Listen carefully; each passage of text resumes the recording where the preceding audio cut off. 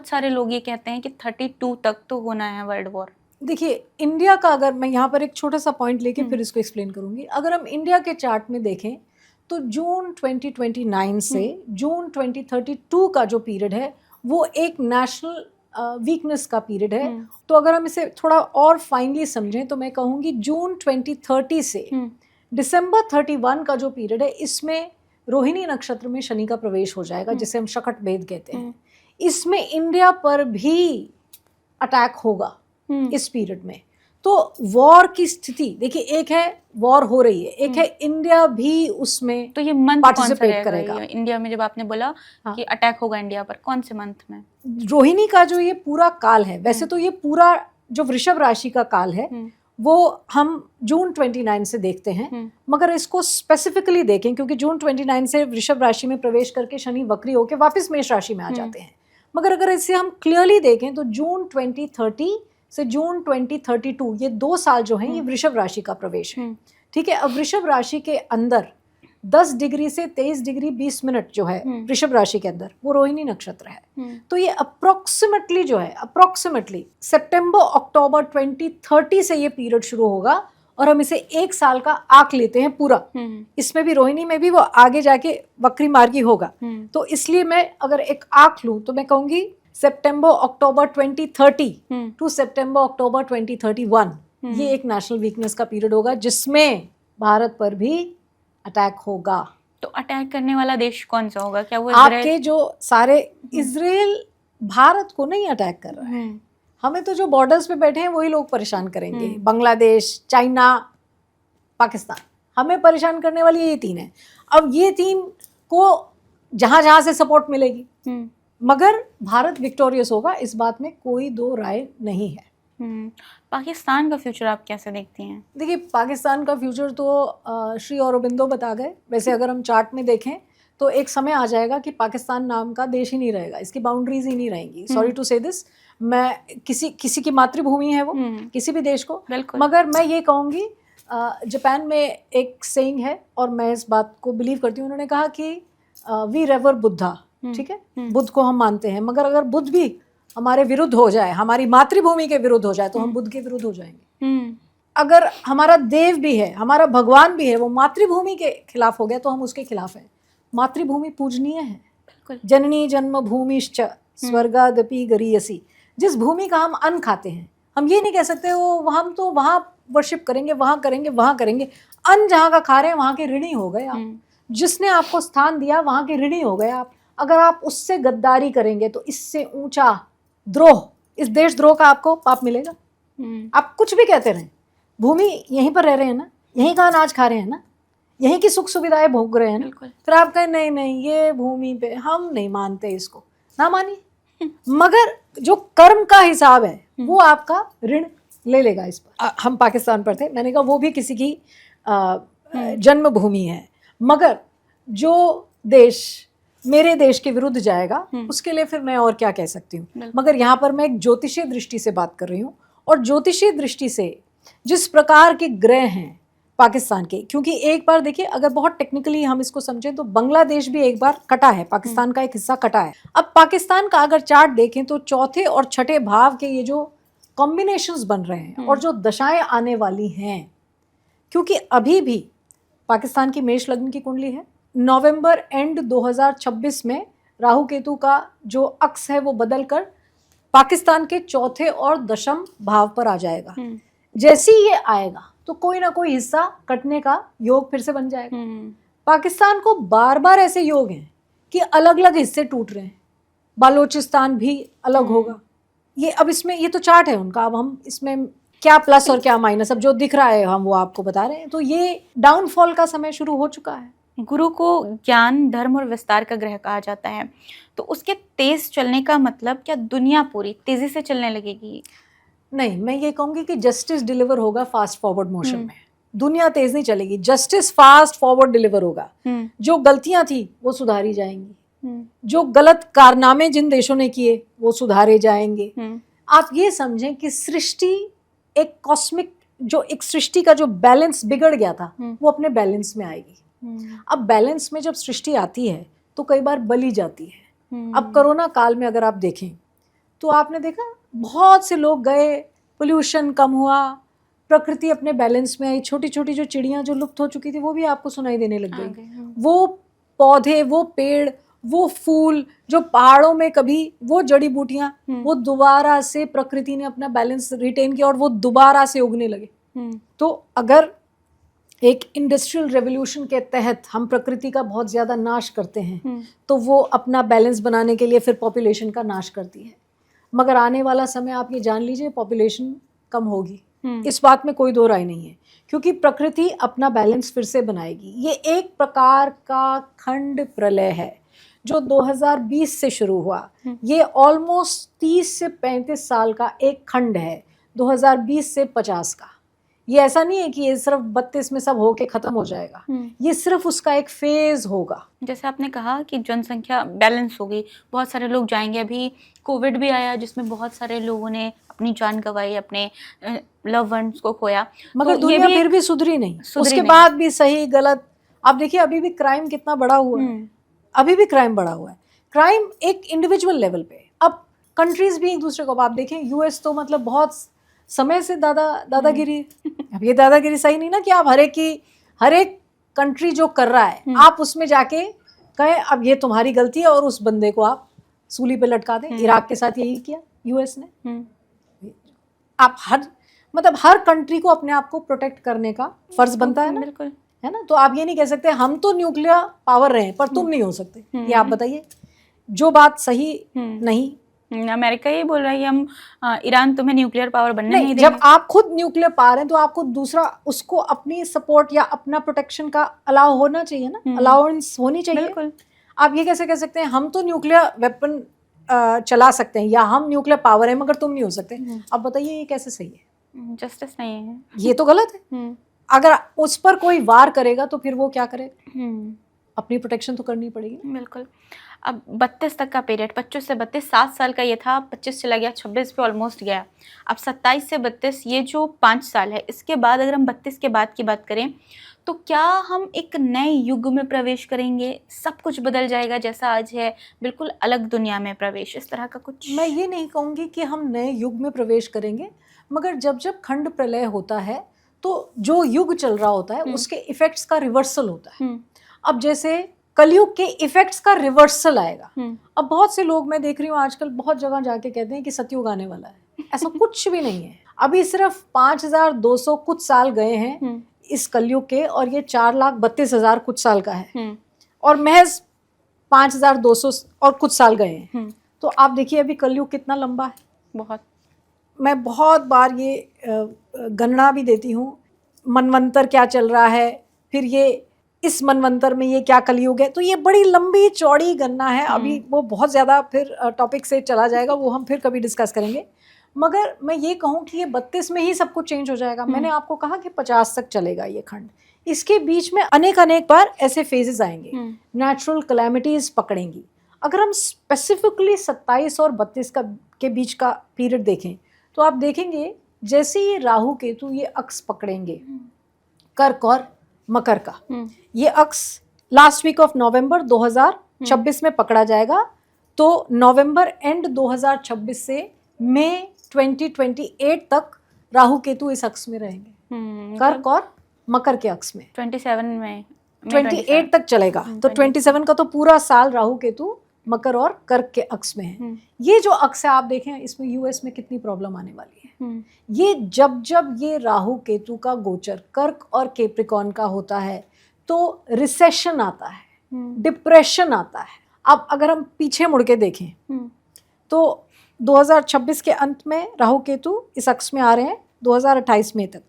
अगर हम पहले देखें राहु केतु कर्क और मकर के अक्स में या कैंसर और कैप्रिकॉर्न के इस एक्सिस में कब आए थे तो 2008 में आए थे।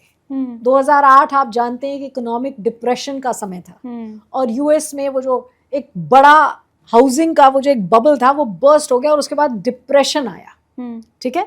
और अगर आप 2008 से पहले देखें तो ये 1990 का पीरियड है। आप तब भी जानते हैं बहुत ज़्यादा ट्रांजिशन हुई, इकोनॉमी में लिबरलाइजेशन हुई बहुत सारी चीजें, मतलब suddenly there is a lot of movement, recalibration, revaluation of financial decisions. तो ये वो समय है, फिर से वो समय आ रहा है। राहु केतु ये जरूर कराएगा कि ये एक, जिसे कहते हैं जो ग्रोथ होती है, जो एक जनरल ग्रोथ है, एक ग्राफ चल रहा है फाइनेंशियल ग्रोथ का, वो सडनली बहुत ज्यादा इरेटिक हो जाता है। बहुत इरेटिक होगा ये पीरियड फाइनेंशियली। इसलिए मैं लोगों को कहती हूँ कि अपने पैसे बचाएं।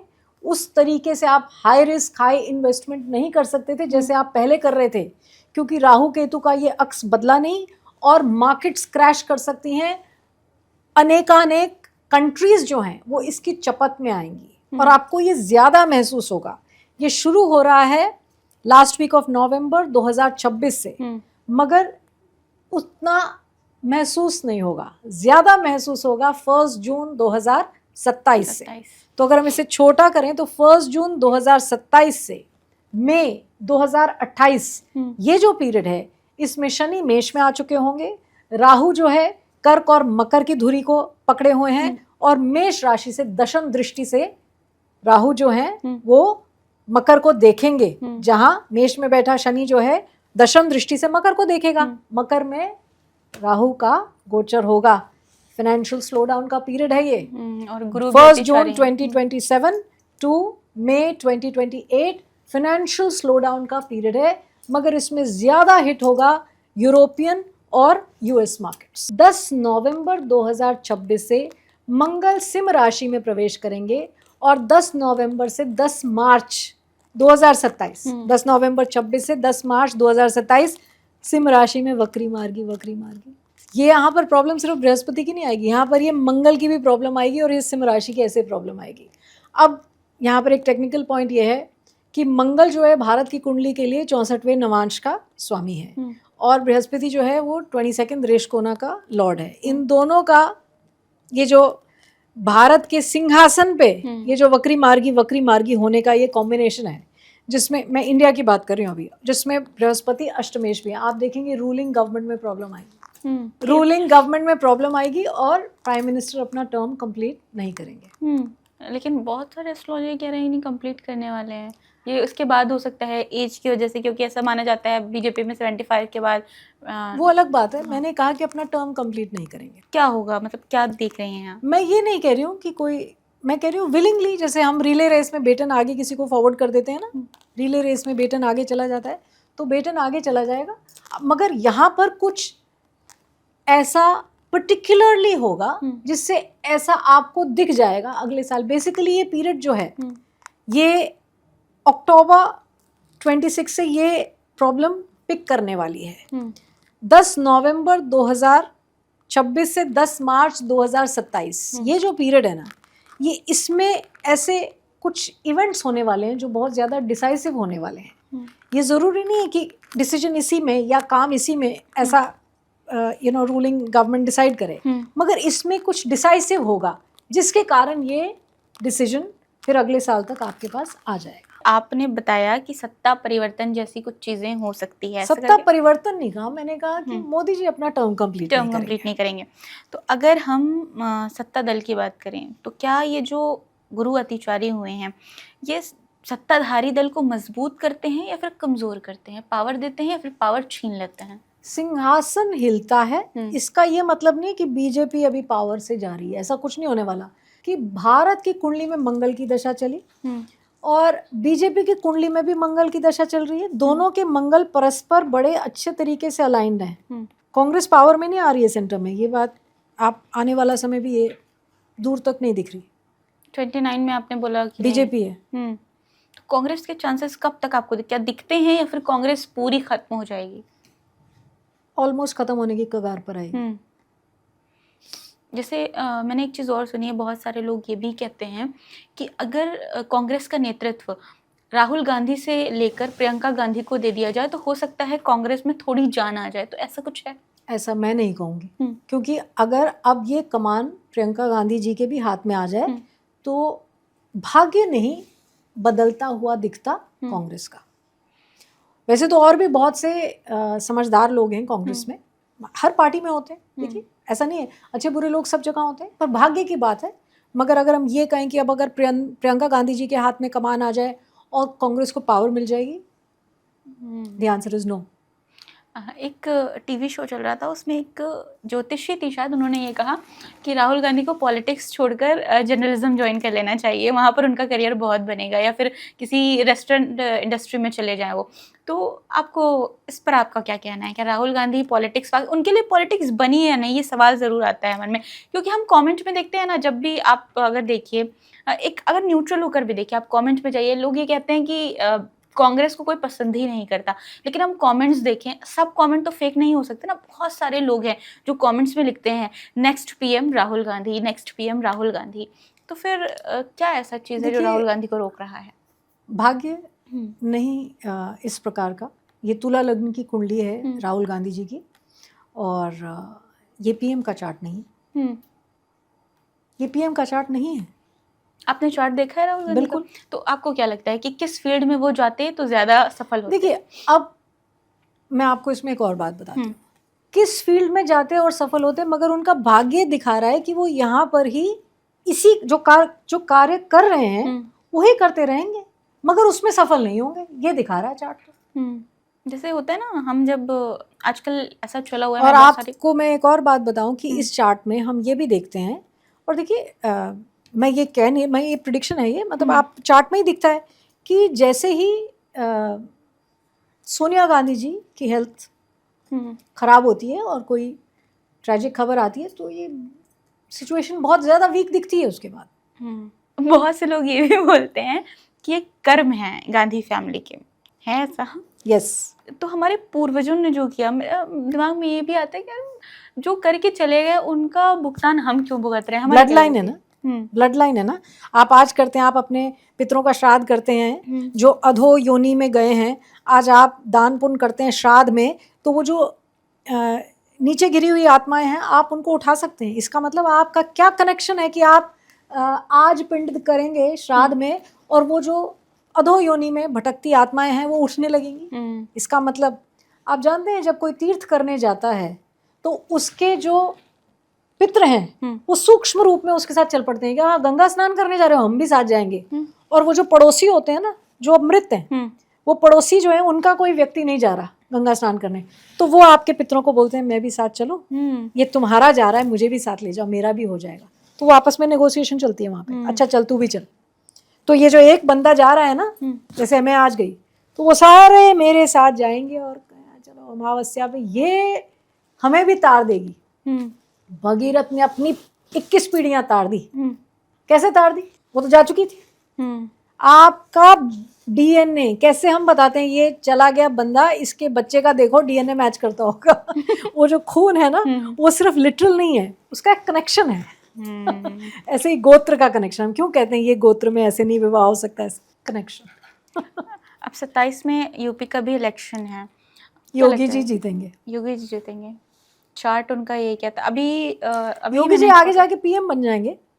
आगे जाकर, क्योंकि मैंने बहुत सारे पॉडकास्ट देखे जिसमें भी, मेरे पॉडकास्ट में भी लोगों ने ये कहा कि संभालेंगे, हो सकता है यहाँ से निकलकर, मतलब जो सीएम का पद है उसको छोड़कर किसी और को जिम्मेदारी देकर सेंटर में जाए और फिर वहाँ से वापस से आ सकते हैं, ऐसा? मैं ये कहूँगी कि अभी फिलहाल यूपी का इलेक्शन योगी जी जीतेंगे, आगे जाके ये आपके पीएम के कैंडिडेट हैं। कैंडिडेट हैं, कैंडिडेट पीएम बनेंगे।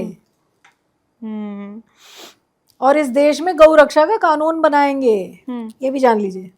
गौ रक्षा का कानून तो है, मैंने एक बात कही बस।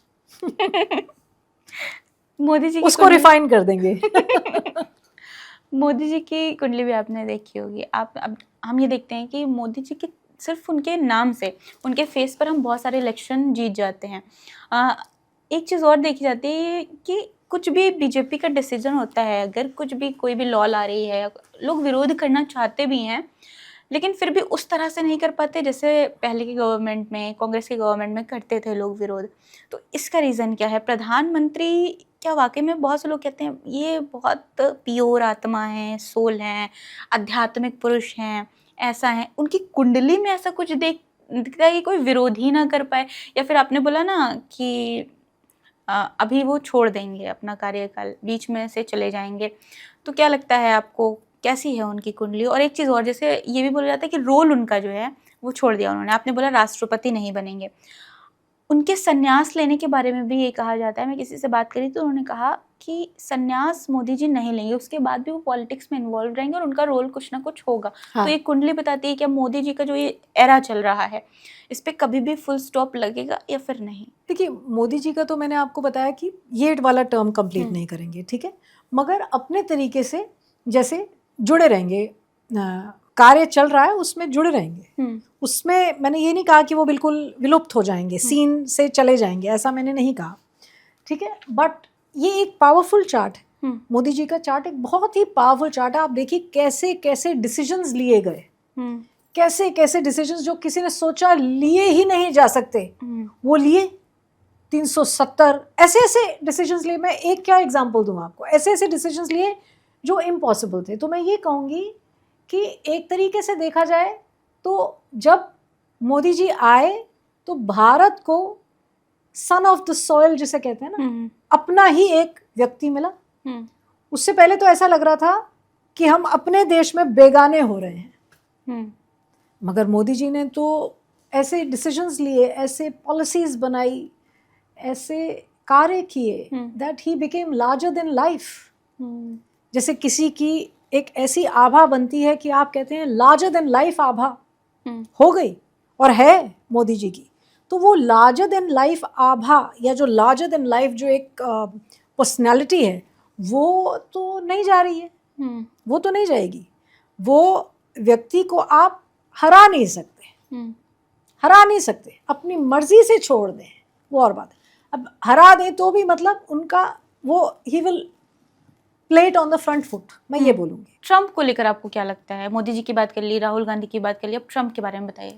देखिए, ट्रम्प का भी ना सिम लग्न का चार्ट है, ठीक है, और इस सिम लग्न के चार्ट में मंगल जो है वो लग्न में ही बैठे हैं, ठीक है।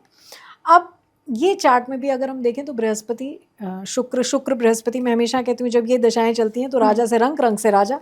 अब ऐसे ही डिसीजंस लिए जा रहे हैं और मई 2027 तक यही दशा चल रही है। तो सारे जो डिसीजंस अब लिए जाएंगे वो कोई बहुत ज़्यादा समझदारी के डिसीजंस नहीं है, मगर अगर आप देखेंगे कि ये तो इनफैक्ट मैं अगले ऑलमोस्ट 2 years का ये जो पीरियड मैं ये आर्क देखती हूँ।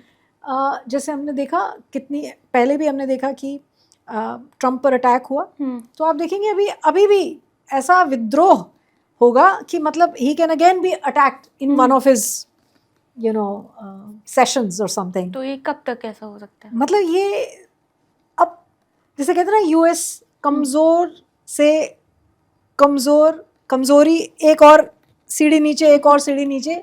अब आप देखेंगे कि ये दिसंबर 2026 से ये सक्सेसिवली वीक होता जाएगा ये कंट्री। डिसीजंस ऐसे लेंगे, इकोनॉमिकली वीक होता दिखता है US. The pitch has been set, मैं ये बोलूँगी, और ये प्रेसिडेंट ट्रम्प के ऐसे डिसीजंस रहेंगे तो अब ये बद से बदतर, दैट्स द वर्ड। एक चीज़ और है, बीजेपी के बारे में आपने बताया धर्म को आगे ज़रूर बढ़ा रही है, लेकिन धार्मिक नफरत फैलाने के भी आरोप लगते रहते हैं बीजेपी पर। बहुत सारे लोग ऐसा कहते रहते हैं। अभी हाल ही में हमने देखा कुछ ऐसे केसेस हुए हैं जहाँ पे किसी हिंदुओं ने मुस्लिम को मार दिया और मुस्लिमों ने हिंदू लड़के को मार दिया। ऐसा मतलब दोनों साइड से ऐसे केसेस देखने को मिले। तो इस तरह की सिचुएशन को देखते हो और जो ग्रहों की पोजीशन है, सारी चीज़ों को देखते हो, क्या आपको लगता है कि दंगे जैसे दिल्ली दंगा हुआ, इस तरह की चीज़ें फ्यूचर में दिख रही है? हाँ, दिख रही है। मैंने पहले भी आपके पॉडकास्ट में बोला कि कम्युनल टेंशन का एक पीरियड, इसको रोका नहीं जाएगा, ये रोका जा नहीं, जैसा दिख रहा है भारत की कुंडली में भी राहु केतु इस अक्ष पे प्रॉब्लम लाने वाले हैं। और राहु केतु का अक्ष मैंने आपको बता दिया, ये नवंबर 26 से मई 28, ये अच्छा पीरियड नहीं है। और इसके अंदर 1 जून 2027 से मई 28 ये कोई 1 या 2 दंगे होके रुकेगा नहीं, ये थोड़ा सा बढ़ता जाएगा, थोड़ा सा बड़ा हुआ है। मैं चाहती नहीं सबके बच्चे सलामत रहे, हम तो ये कहेंगे, मगर अब जो दिख रहा है सो है।